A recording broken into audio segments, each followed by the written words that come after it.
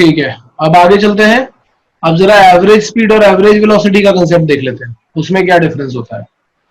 तो यहां आते हैं एवरेज स्पीड और एवरेज वेलोसिटी के लिए। Comparison between average speed and average velocity.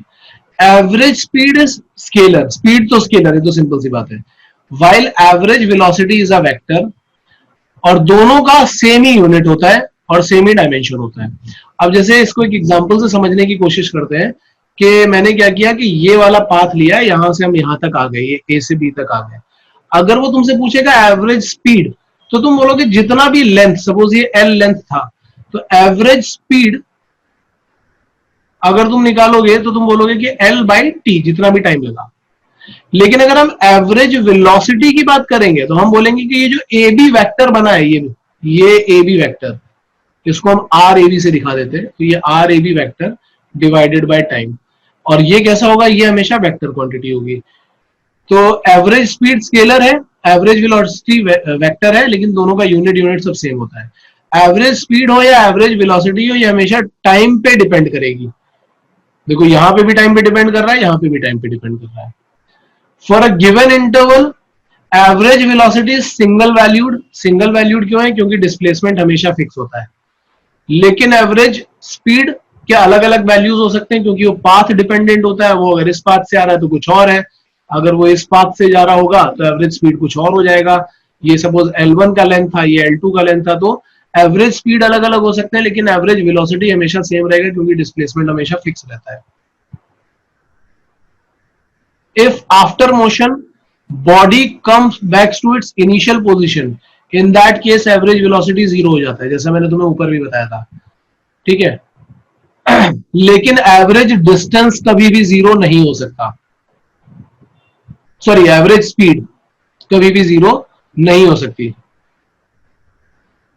अगर बॉडी अपनी इनिशियल पोजीशन पे वापस आ जाती तो एवरेज वेलोसिटी तो जीरो हो सकती है, लेकिन एवरेज स्पीड कभी भी जीरो नहीं हो सकती, ना ही नेगेटिव हो सकती है। जबकि इस केस में वो जीरो भी हो सकती है और नेगेटिव भी हो सकती है।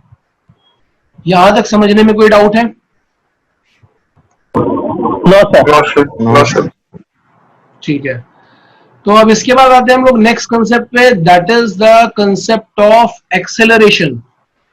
तो एक्सेलरेशन कितने लोगों को पता है कि क्या होता है? क्या? Rate of change of speed. No sir, rate of change of velocity होता है, rate by of dt। Velocity, exactly. Acceleration होता है टाइम रेट ऑफ वेलोसिटी। ठीक है, हमेशा याद रखना, स्पीड नहीं होता, वेलोसिटी होता है, क्योंकि एक्सेलरेशन एक वेक्टर क्वांटिटी होती है। ठीक है, तो it is a vector quantity, ये भी यहाँ पे लिखा हुआ है, याद रखो। And its direction is same as that of the change in velocity. जो वेलोसिटी का चेंज हुआ होगा उस पे ही डिपेंड कर रहा होगा। ठीक है, there are three possible ways by which change in velocity में अकर। तो वो कौन से पॉसिबल वेज हो सकते हैं? ऐसा हो सकता है कि या तो केवल डायरेक्शन में ही चेंज हुआ हो, या फिर ऐसा हो सकता है कि केवल मैग्नीट्यूड में ही चेंज हुआ हो, और ऐसा भी हो सकता है कि दोनों में ही चेंज हो गया हो। मतलब डायरेक्शन में भी चेंज हुआ हो और मैग्नीट्यूड में भी चेंज हुआ हो, दोनों में ही चेंज हो सकता है। ठीक है, तो वो जो तीनों नंबर ऑफ वेज हैं वो भी मैं तुम्हें यहाँ पे ही लिख देता हूं, तो ध्यान से देखते जाओ क्या क्या होगा। मैंने क्या बोला? ऐसा हो सकता है कि सिर्फ डायरेक्शन में चेंज हुआ हो, when only direction of velocity changes. जैसे सपोज हम एक सर्कुलर मोशन की या किसी एक पाथ की बात कर लेते हैं, जैसे इस पाथ की बात करते हैं। इस पाथ में यहां पे भी उसका वेलोसिटी का मैग्नीट्यूड v था, v1 था, और यहां पे भी v1 था, दोनों पे v1 ही लिया। v1 तो कांस्टेंट है, बस डायरेक्शन चेंज हो गई है। तो डायरेक्शन चेंज हो गई है तो मैं बोलूंगा कि डायरेक्शन चेंज हो गई तो डेफिनेटली वेलोसिटी तो चेंज हो गई है। तो वेलोसिटी चेंज हो गई है तो वहां पे एक्सीलरेशन जरूर आया होगा।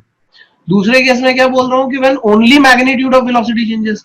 Only magnitude of velocity changes का मतलब क्या है? इस केस के लिए अगर हम देखेंगे तो मैं बोलूंगा कि सपोज वो स्ट्रेट लाइन पे ट्रैवल कर रहा था, यहां पे उसका वेलोसिटी v1 था और थोड़ी देर के बाद उसका वेलोसिटी v2 हो गया।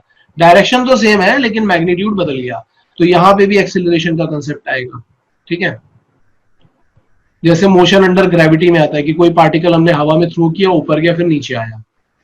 अब एक केस कौन सा होता है? When both magnitude and direction of velocity changes. जैसे प्रोजेक्टाइल मोशन होता है कि किसी पत्थर को या किसी बॉल को हमने किक किया, वो हवा में गई और फिर वो हवा में ऐसे प्रोजेक्टाइल मोशन किया उसने, तो हम क्या बोलेंगे कि इस मोमेंट पे सपोज उसका वेलोसिटी v है, इस मोमेंट पे उसका वेलोसिटी कुछ मैग्नीट्यूड v है, यहाँ पे u है, यहाँ पे v है, यहाँ डायरेक्शन कुछ वो बना रहा है थीटा, और यहाँ पे जो हॉरिजॉन्टल से डायरेक्शन है वो कुछ बना रहा है अल्फा। तो क्या होगा, डायरेक्शन भी चेंज हो गया है, मैग्नीट्यूड भी चेंज हो गया है। तो ये केस कौन सा है, जब दोनों ही चीजें चेंज हो गई। ये केस कौन सा है, जब केवल मैग्नीट्यूड चेंज हुआ। ये केस कौन सा है, जब केवल वेलोसिटी चेंज हुई, मतलब डायरेक्शन चेंज हुई। तो अलग अलग केसेस हो सकते हैं, ठीक है। एक्सीलरेशन जनरली कैसे निकाला जाता है, v बाई टी करते हैं।